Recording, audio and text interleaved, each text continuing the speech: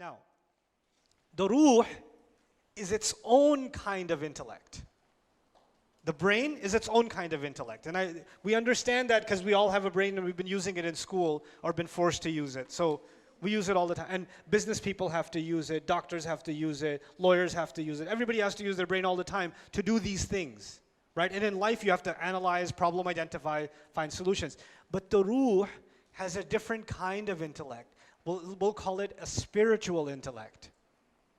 The Quran describes the ruh's intellect as the heart. The term in the Quran for the spiritual intellect is what? The heart. So when people don't use their spiritual intellect, Allah says, لَهُمْ قُلُوبٌ لَا يَفْقَهُونَ بِهَا. They have hearts they don't understand with them.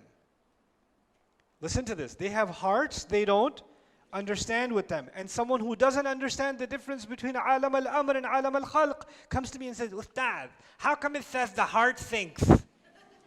The heart doesn't think, the brain thinks. The Quran is wrong about that, biologically speaking. Yes, Sylvester, you are right about that.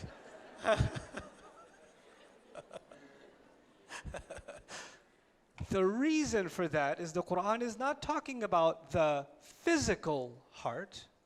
It's talking about the spiritual intellect. And what word did Allah give to the spiritual intellect? Qalb. He gave it the meaning, the qalb.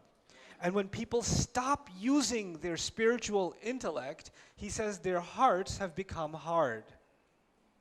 Or He says their hearts are covered, they're not using them. Or their hearts are even dead. He even says, إِنَّ فِي ذَلِكَ لَذِكْرَ لِمَنْ كَانَ لَهُ قَلْبٌ. In this Quran, there's a real reminder for someone who actually has a heart. You could be like, but Ustad, everybody has a heart. Yeah, but some people have abandoned their spiritual intellect. They've abandoned their other heart. They're only using this one, not this one. You understand? Okay. Now, it's analyzing. The spiritual heart is also analyzing. But it's not analyzing for food, and it's not analyzing for shelter or clothing or more money. It's not analyzing for that.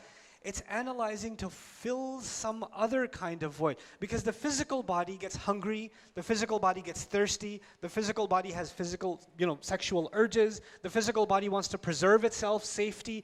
Those are all needs of the physical body and the physical mind. But the spiritual heart is looking for spiritual food.